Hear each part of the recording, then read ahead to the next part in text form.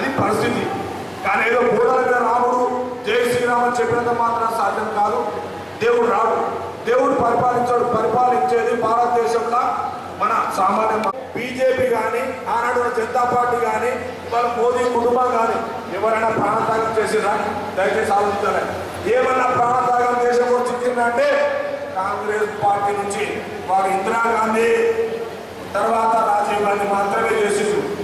మీరేం చేయలేదు.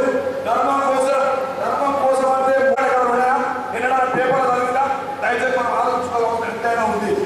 దీని మీద వారు దేశం కోసం ధర్మం కోసం సర్జికల్ స్ట్రైక్ మన బీజేపీ కంటే ఎన్నోసార్లు కాంగ్రెస్ ప్రభుత్వం చేసింది.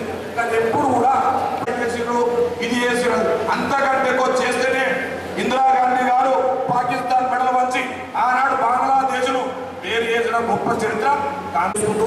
మన చేనేత సహకార సంఘాన్ని ద్వారా వారు ఏది అసెంబ్లీలో ఆర్డినెన్స్ చేపిస్తారా, ఏం చేపిస్తారో మన చేతికి వచ్చే విధంగా వారిని అభ్యర్థించి చేసుకుందామని కోరుకుంటూ నాకు అవకాశం ఇచ్చిన పట్టణ పద్మశాలి సేవా సంఘం అందరికీ సోదరులందరికీ కూడా నమస్సమాజం తెలియజేస్తూ 2 నిమిషాలు మాట్లాడతాను. కొన్ని పోటీ చేసిన 3 అభ్యర్థులు, 2 నిజామాబాద్లో అయితే ఒక తెగితాలకెళ్ళి మన జీవన్ రెడ్డి గారు ఒక్కరు ఉన్నారు. కాబట్టి మన జీవన్ రెడ్డి గారు మనకు మంచి చెడకు ఎన్నవేళ అందుబాటులో ఉండే వ్యక్తి కాబట్టి ఆయనను మనం గెలిపించుకోవాలి. రెండవ విషయము, ఆ రోజు కాంగ్రెస్ పార్టీ ఉన్నప్పుడు నిత్యావసర వస్తువుల ధరలు ఏమున్నాయి దయచేసి ఆడవాళ్ళంతా ఆలోచించండి. అప్పుడు పల్లె నూనె ఏముండే, పప్పు ధరలు ఏముండే, సిలిండర్ ఏముండే, ఇవాళ ఏం ధరలు ఉన్నాయి అదొకటి కూడా మీరు ఆలోచన చేయండి. ఇంకా ఇప్పుడు ఇవాళ కేసీఆర్ గారు వచ్చారు, వాళ్ళకి ఇక్కడ లేదు అధికారం, అక్కడ అధికారం లేదు, వాళ్ళకి ఇచ్చి కూడా ఏం చేయలేరు. ఏదన్నా రాష్ట్రంలో కాంగ్రెస్ పార్టీ అధికారం ఉంది కాబట్టి మన సారు గెలిస్తే మనకు అన్ని ఏర్పాట్లు చేస్తాడు. డబుల్ బెడ్రూమ్ల సమస్య కూడా ఏదో ఎన్నికలు హడావుల్లో ప్రారంభోత్సవం చేశారు, అక్కడ ఏం కూడా కంప్లీట్ కాలేదు. ఇంకా ఎలక్ట్రికల్ పనులు కావాలి, డ్రైనేజ్ కావాలి, రోడ్లు కావాలి, ఎలక్షన్ కూడా చిన్న అయిపోయినాయి. సార్ ఈ ఎన్నికలు కావాలి మొత్తం ఆ ఇళ్ళని కంప్లీట్ చేసే బాధ్యత జీవన్ గారు తీసుకుంటారు, అవి కంప్లీట్ చేపిస్తారు. ఇంకా అందులో కొంతమందికి 4,000 ఇళ్ళలో కొన్ని రాని వాళ్ళు కూడా ఉన్నారు, వాళ్ళకు కూడా ఇప్పించే బాధ్యత తీసుకొని ఇంకా 2 నెలల లోపల ఆ ఇళ్ళని కంప్లీట్ చేసి ఆ రాని వాళ్ళందరికీ కూడా ఇప్పించే బాధ్యత సార్ తీసుకుంటాడు. కాబట్టి మీరందరూ తప్పకుండా జీవన్ గారు అత్యధిక మెజారిటీతో గెలిపిస్తారని ఆశిస్తూ సెలవు తీసుకుంటారు. ఇప్పుడు ఎంపీగా నిలబడితే మాత్రము పార్లమెంటరీ పరిధి ఏదైతే నిజామాబాద్ ఉందో అది మొత్తం దేశంలోనే ఒక మంచి పేరు తెచ్చగలిగే వ్యక్తి జీవనన్న గారు. ఎందుకంటే అది ఇంకొకటి ఏంటంటే సెంట్రల్లో పార్లమెంట్లో ఏది మాట్లాడినా కానీ దానికంటూ ఒక మంచి వ్యక్తి. ఇక్కడ ఏదైతే అసెంబ్లీలో ప్రజా గొంతుకగా మాట్లాడారో అదేవిధంగా పార్లమెంటరీలో ఆయనకు అనుభవం ఉంది, ఏదైనా చేయగలిగే శక్తి ఉంది. కాబట్టి మనము ఎంపీగా గెలిపించినట్లయితే రాష్ట్రంలో కాంగ్రెస్ గవర్నమెంట్ ఉంది కాబట్టి రాష్ట్రంలో వచ్చే ఫండ్ కానివ్వండి, సెంట్రల్ నుంచి వచ్చే ఫండ్ కానివ్వండి, మన జగిత్యాలు బాగుపడడానికి అవకాశం ఉంది. మొన్నటికి మనం ఒక మంచి అవకాశాన్ని మన జగిత్యాల వాసులందరము కోల్పోయాము. ఇప్పుడు ఒక మంచి అవకాశం మళ్ళీ వచ్చింది. దీన్ని చేజారించుకోకుండా ప్రతి ఒక్కరూ వారి సహాయ సహకారాలు అందించాలని చెప్పడం జరుగుతుంది. ఎందుకంటే ఇక్కడ జగిత్యాల అంటే ప్రతి ఒక్కరికి తెలుసు, జీవన తన స్వార్థం కొరకు ఏ పదవిని వినియోగించుకోలేదు. అదేవిధంగా ప్రతి ఒక్క వ్యక్తికి వాళ్ళ ఇంటికి వెళ్ళి మాట్లాడగలిగే అవకాశం కల్పిస్తారు.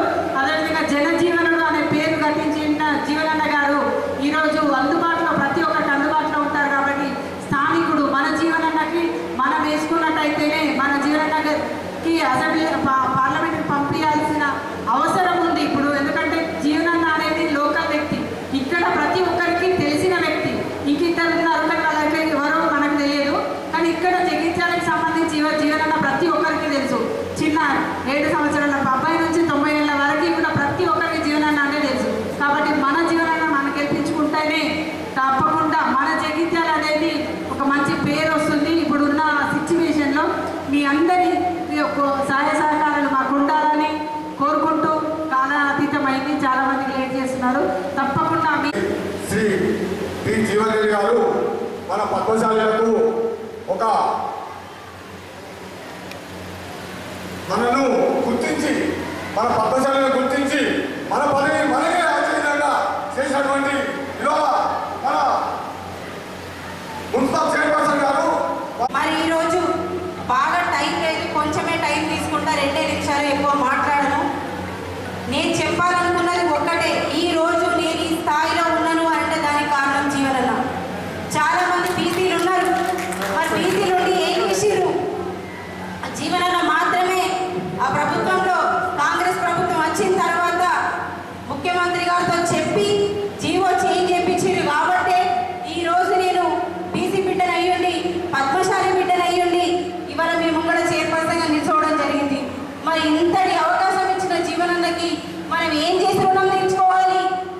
ఓటు మాత్రమే, ఆ ఓటేసి మాత్రమే మనం రుణం తెచ్చుకోవాలి.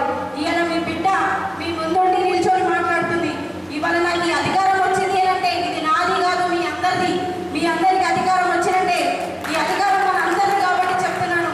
ఇవాళ ప్రతి ఒక్కరూ పద్మశాలి గర్వించేదగ్గట్టుగా జీవనం మనందరినీ గర్వించే రకంగా మనల్ని పైకి తీసుకొచ్చిండు. ఎందుకు చెప్తున్నానంటే గతంలో ఈ అవకాశం పద్మశాలి బిడ్డకే వచ్చింది. వాళ్ళు కొన్ని కారణాల వల్ల రిజైన్ చేయడం జరిగింది. అది మనకు సంబంధం లేని విషయం. కాకపోతే ఏంటిదంటే మరి ఆ స్థానం ఏదైతుందో అది ఖాళీగా ఉంది అని చెప్పేసి మరి కొన్ని జీవోల సవరణ చేసి ఇవాళ ఈ అవకాశం ఇచ్చింది అని అంటే మరి జీవనన్నని. నేను ఇంకొక విషయం చెప్పాలనుకుంటున్నా. మరి బీజేపీ అరవింద్ గారు ఉన్నారు, ఆయన బీసీ బిడ్డనే. మరి ఏనాడన్నా మరి బీసీల కోసం కొట్లాడిండా, ఈ పదవి కోసం కొట్లాడిండా? మరి అక్కడ బీసీలు కూర్చోవలసిన ప్లేస్లో వేరే వాళ్ళు కూర్చున్నారు, మరి పురుషులు కూర్చున్నారని చెప్పేసి ఏనాడన్నా జగిత్యాలకు వచ్చి ధర్నా చేసిందా, కొట్లాడిందా? మరి మా బీసీల హక్కులు మా బీసీలకే చెందాలని ఏనాడన్నా అడిగిందా? ఎక్కడన్నా ప్రజల ముందు కానీ మీడియా ముందు కానీ ఏనాడైనా అడగడం జరిగిందా? ఏనాడు కూడా ఆయన మన కోసం కొట్లాడలేదు. కానీ ఏకైక నాయకుడు ఎవరైనా మన కోసం కొట్లాడిరు అంటే అది జీవన మాత్రమే. ఆలోచిస్తూ ఉంటారు, ఎందుకు ఇవన్నీ చెప్పుకుంటేదమ్మా, మనం సేవ చేసుకుంటూ వెళ్ళిపోవాలి, కానీ ఇవన్నీ చెప్పుకుంటే ఏమొస్తుందని చెప్పేసి మాట్లాడతారు. చెప్పుకోవడం కాదు, మనం భగవంతుని కోసం చేయడం మాత్రమే కావాలి. మరి ఇలాంటి నాయకుడు, ఒక అలుపెరగని నాయకుడి కోసం నేను ఇవాళ మీ అందరినీ ఓట్లాడడం కోసం ఇక్కడికి వచ్చిన. మరి మీరందరూ ఈ పద్మశాలి బిడ్డని గౌరవించి మీ ఆడబిడ్డగా మీరు స్వీకరించి మరి జీవనంలోకి ఓటేస్తారని నమ్మకంతో నేను ఇవాళ మీ అందరినీ ఓట్లాడడం జరుగుతుంది.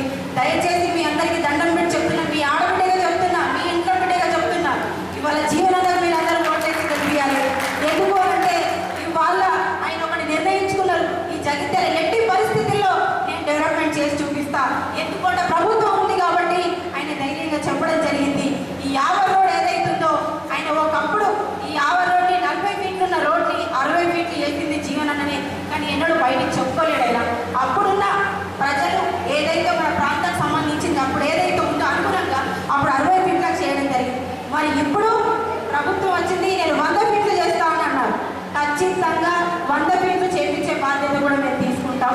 జీవనంతో చెప్పిస్తాం. 100 ఫీట్లు జరగడం వల్ల మనకు ఖచ్చితంగా మంచి జరుగుతుంది. ఇక నాగభూషణం గారు,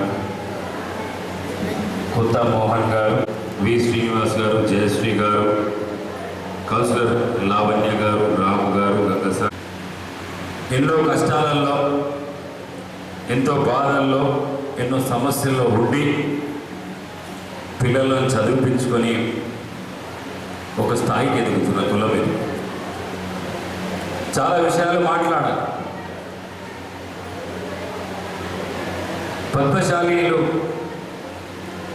ముఖ్యంగా చేనేత పరిశ్రమకు చెందిన వారు, చేనేత కార్మికులు. కానీ చేనేత వల్ల గిట్టుబాటు కావట్లే అని చెప్పేసి మనమందరం కూడా చేనేత పరిశ్రమ నుంచి దూరమై పిల్లలను చదివించుకొని వాళ్ళని ఉన్నత ఉద్యోగాలు చేయించే విధంగా అంత కష్టపడి మన వాళ్ళని, మన పిల్లల్ని సెటిల్ కావడానికి ఎంతో కష్టపడ్డ పద్మశాలీలు ముఖ్యంగా చదువుపైనే ఆధారపడి ఉంటారు. పిల్లలకు చదివిస్తేనే ఇవాళ నేను కూడా చదువుకున్నా కాబట్టి మా అమ్మైనా మా నాన్నైనా కానీ కష్టపడి మాలాగా ఉండకూడదు, నా కొడుకు కూడా బాగుపడాలి, మంచి చదువు చదివించాలి, చదివితేనే వాడు పెద్దోడై తిరుగుతున్నాం. ఇలా మా పిల్లలు డాక్టర్లైనా ఇంజనీర్లైనా అది డాక్టర్ బాబాసాహెబ్ అంబేద్కర్ వాళ్ళనే. మరి వాళ్ళ పొరపాటున మన భారతీయ జనతా పార్టీకి ఓటేసి మోడీని గెలిపిస్తే మోడీ మళ్ళీ అధికారంలోకి వచ్చి రిజర్వేషన్లు తీసేస్తే మన భావితరాలు క్షమిస్తాయా? మన పిల్లలకి ఏం కావాలా? మన పిల్లల భవిష్యత్తు ఏం కావాలా? మన పిల్లలకు పుట్టబోయే పిల్లల భవిష్యత్తు ఏం కావాలా? రేపు భావితరాలకు రిజర్వేషన్లు లేకపోతే మనం ఉన్నత వర్గాలతో పోటీ పడగలమా? ఆ డబ్బులున్న వాళ్ళతో పోటీ పడగలమా? ఆలోచన చేయాల్సిన అవసరం ఉంది మిత్రుల. ఉండాలా వద్దా? రిజర్వేషన్ ఉండాలా వద్దా? కులగణన చెయ్యాలా వద్దా? మరి చెయ్యాలా అన్నప్పుడు, కుల రిజర్వేషన్ ఉండాలన్నప్పుడు మనం ఎవరికి ఓటేయాలి? ఎవరికి వేయాలి? ఫీ రియంబర్స్మెంట్ ఇచ్చిన కాంగ్రెస్ పార్టీకి వేయాలా లేదా రిజర్వేషన్ ఇచ్చిన కాంగ్రెస్ పార్టీకి వేయాలా రాహుల్ గాంధీని మంత్రి చేసుకోవాలా వద్దా?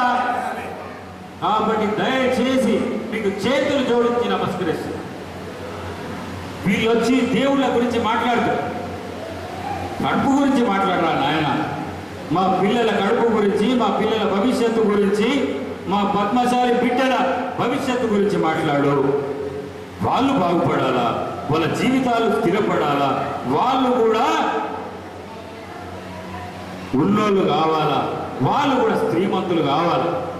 శ్రీమంతులు కావాలా లేదా? అందరు కళలు కంటారు కదా, 2 రూపాయలు సంపాదించుకోవాలా, మేము కూడా మంచి బిల్డింగ్ కట్టుకోవాలా, నా కొడుకు కూడా మంచి కార్లు తిరగాలని. మరి వీళ్ళు వచ్చే పని చేసిన ఇంతసేపు అక్షింతలు వచ్చిన అక్షింతలు ఎంతవరకు పాపం కలగదా?